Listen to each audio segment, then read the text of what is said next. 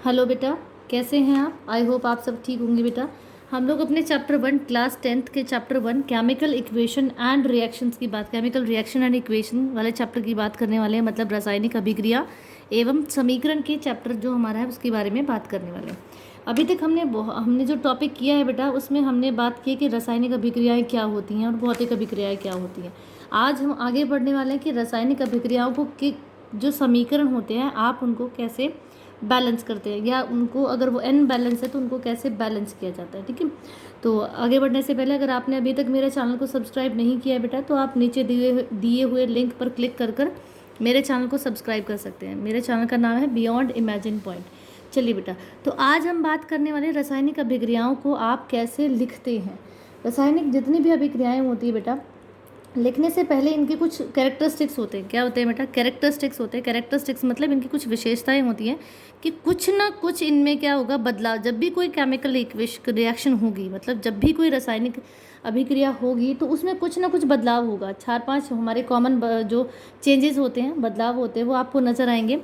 और उन्हीं बदलाव के आधार पर अगर उनमें से एक भी अगर चेंज होता है तो आप उन्हीं बदलाव के आधार पर आप ये डिसाइड करते हैं कि यस, ये आपकी केमिकल इक्वेशन है, या ये आपकी मतलब आपकी केमिकल रिएक्शन है, या मतलब आपकी रासायनिक अभिक्रिया है, या भौतिक अभिक्रिया है। ठीक है, तो पहला चेंज होता है बेटा इवोल्यूशन ऑफ गैस। क्या होता है?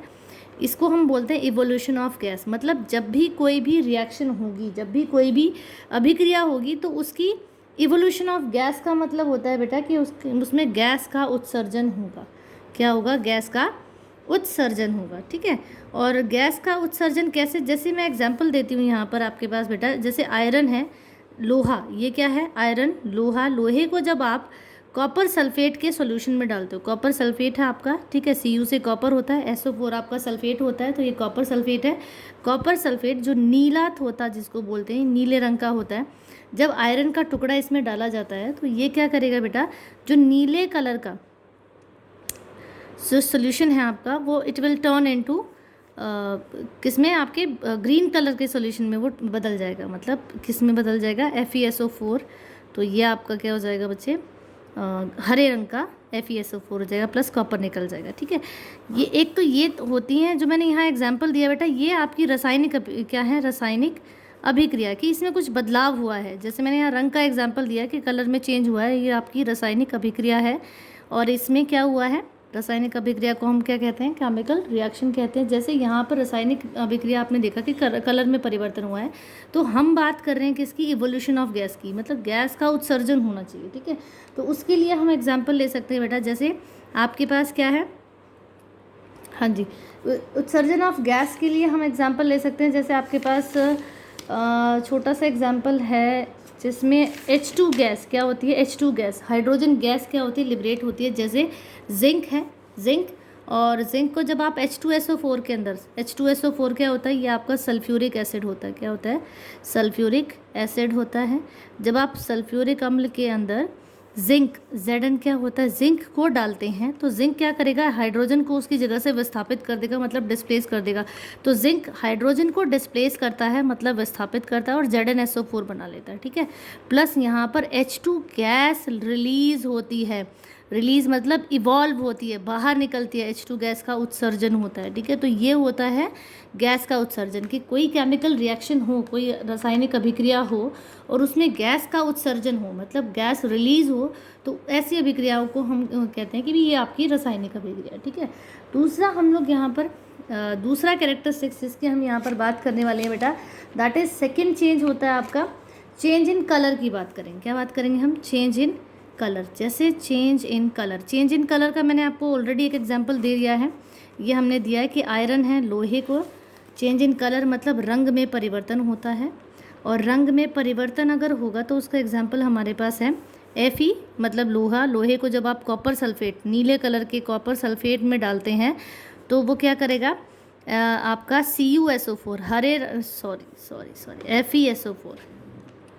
FeSO4 दैट इज़ हरे रंग का फेरस सल्फेट बन जाता है, जो हरे रंग का होता है। प्लस कॉपर, जो लाल भूरे रंग का कॉपर है, वो बाहर निकल जाता है। ठीक है, तो इस तरीके से आपके पास क्या है बेटा? कलर में परिवर्तन हो सकता है। ठीक है, कलर मतलब रंग में परिवर्तन हो सकता है।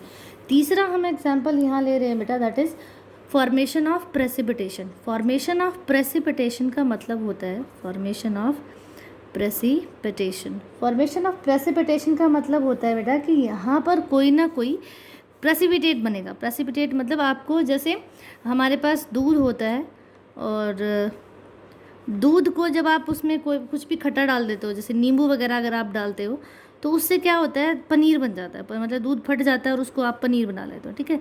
तो दूध में से किसी लिक्विड में से सॉलिड का, किसी लिक्विड में से सॉलिड किसी भी पदार्थ का बाहर आना, ठीक है, किसका, सॉलिड पदार्थ का बाहर आना। जैसे एक बहुत कॉमन एग्जांपल मैं देना चाहूँगी कि जैसे हम लोग घर पे मक्खन निकालते हैं, तो मक्खन भी क्या करते हैं कि जो मलाई होती है उसको हम लोग सेंट्रीफ्यूज करते हैं, मतलब उसको ब्लाइंड करते हैं, हैंड ब्लेंडर से उसको ब्लेंड करते हैं, और वो क्या होती है, सारा का सारा जो आपका मक्खन उसमें सेचुरेटेड होता है वो सारा बाहर आ जाता है। तो ये आपका होता है फॉर्मेशन ऑफ प्रेसिपिटेशन, कि वहाँ पे प्रेसिपिटेट बन रहा है, वहाँ पर आपने जो सॉलिड चीज़ जो वो उसके अंदर लिक्विड के अंदर जो घुलनशील थी उसको आपने प्रेसिपिटेट आउट कर लिया, मतलब उसको बाहर निकाल लिया, ठीक है।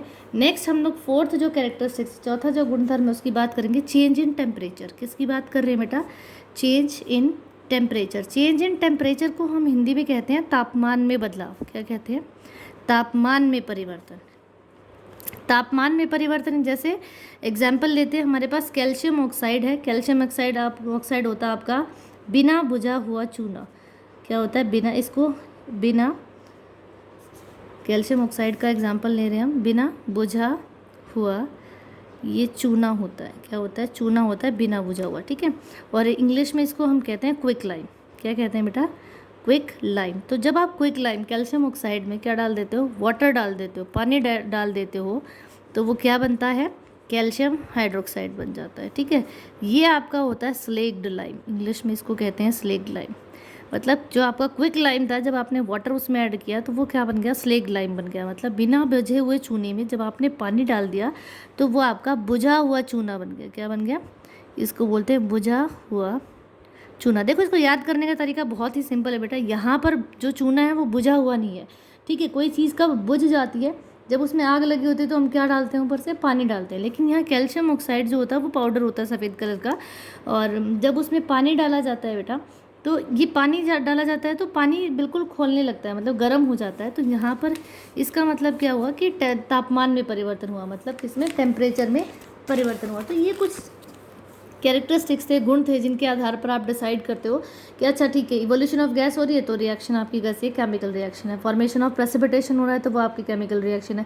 रंग में बदलाव हो रहा है, कलर चेंज हो रहा है तो आपकी कैसी है, रासायनिक अभिक्रिया, ठीक है। अब बार बार हम कह रहे हैं कि रासायनिक अभिक्रिया हो रही है, रासायनिक अभिक्रिया हो रही है। रासायनिक जो अभिक्रियाएँ होती हैं इनको हम वर्ड्स में तो लिख सकते हैं बेटा, जब हम इनको सिम्बलाइज करते हैं, मतलब जब इनके नाम जो एक्चुअल जो नेम्स हैं उनके आधार पर जब हम इनको लिखते हैं तो इसको लिखने का एक तरीका होता है। जैसे मैंने आपको अभी एग्जांपल दिया कि Fe है, मतलब क्या है, ये आपका लोहा है, आयरन।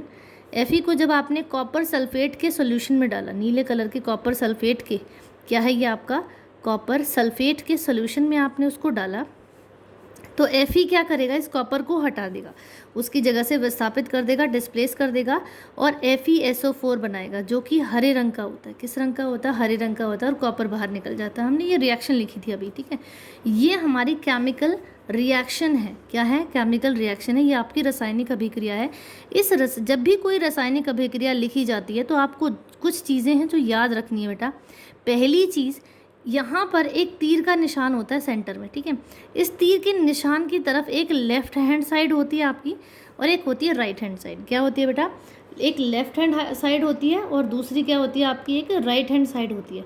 जो लेफ्ट हैंड साइड होती है, इस तरफ हमेशा क्या होता है, लेफ्ट हैंड साइड पे होते हैं रिएक्टेंट्स। क्या होते हैं, रिएक्टेंट्स, जिनको हम हिंदी में कहते हैं अभिकारक। क्या होते हैं बेटा, अभिकारक। रिएक्टेंट को हम हिंदी में क्या कहते हैं, अभिकारक। तो यहाँ लेफ्ट हैंड साइड में जो भी चीज़ें लिखी होती है, जैसे यहाँ पर लोहा लिखा है या नीला तोता लिखा है, मतलब आयरन या कॉपर सल्फेट है, तो ये दोनों आपके क्या है बेटा, रिएक्टेंट्स हैं, ठीक है। और यहाँ राइट हैंड साइड में जो भी चीज़ें, जैसे यहाँ पर आयरन सल्फेट और कॉपर लिखा है, तो ये होते हैं प्रोडक्ट। क्या होते हैं, प्रोडक्ट, और हिंदी में इन्हें हम कहते हैं उत्पाद, ठीक है। जब भी कोई भी केमिकल रिएक्शन होती है, हमेशा अभिकारक रिएक्टेंट रिएक्ट करके क्या करते हैं, रिएक्टेंट रिएक्ट करके प्रोडक्ट बनाते हैं।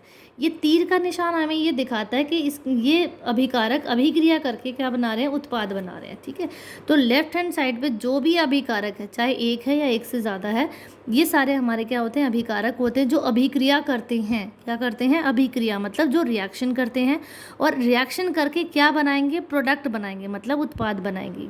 ठीक है, तो आपको ये चीज़ याद रखनी है, लेफ्ट हैंड साइड पे हमेशा क्या होते हैं बेटा, अभिकारक होते हैं, रिएक्टेंट्स होते हैं। राइट हैंड साइड पे क्या होते हैं, उत्पाद होते हैं, मतलब प्रोडक्ट होते हैं। जैसे यहाँ पर मैं आपको कहूँ कि इस इक्वेशन में आप मुझे बताइए कि यहाँ रिएक्टेंट कौन कौन है, तो यहाँ रिएक्टेंट कौन कौन है, आयरन है और क्या है, कॉपर सल्फेट है।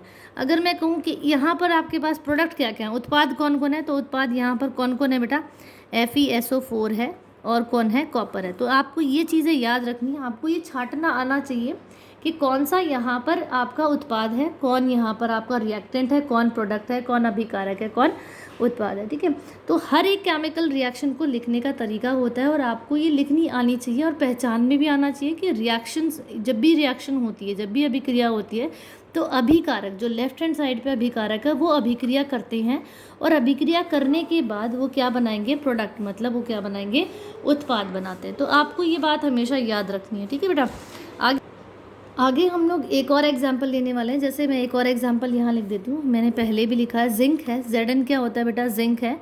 जिंक जब H2SO4 में, जिंक को जब H2SO4 मतलब सल्फ्यूरिक एसिड में, किसमें, सल्फ्यूरिक एसिड में डाला जाता है, सल्फ्यूरिक अम्ल है ये आपका, इसमें डाला जाता है, तो जिंक क्या करेगा, हाइड्रोजन को उसकी जगह से डिस्प्लेस कर देगा। आपको ये तीर के निशान नहीं लगाना है, ये मैं आपको बता रही हूँ कि जिंक किसको डिस्प्लेस कर रहा है, हाइड्रोजन को उसकी जगह से डिस्प्लेस कर देगा, मतलब उसको हटा देगा, विस्थापित कर देगा और उसकी जगह क्या करेगा, एक नया कंपाउंड बना लेगा, दैट इज ZnSO4 उसने यहाँ पर बना लिया। ठीक है, क्योंकि हाइड्रोजन को डिस्प्लेस किया था तो कहीं ना कहीं जाएगा, तो ये हाइड्रोजन गैस आपकी बाहर निकल गई। ठीक है, तो इसको एग्जैक्टली हम ऐसे लिखते हैं, Zn + H2SO4 gives ZnSO4 + H2, मतलब जिंक ने हाइड्रोजन सल्फेट में, जो हाइड्रोजन सल्फाइड, दैट इज आप H2SO4, तो ये इसको लिखने का तरीका होता है बेटा कि जिंक को जब H2SO4 में डाला जाता है तो वो ZnSO4 + H2 निकल जाता है। ठीक है, तो आपको ये लिखनी आनी चाहिए। आई होप आपको समझ आया होगा बेटा, आज की जो वीडियो है वो आपको समझ आई होगी। चलिए,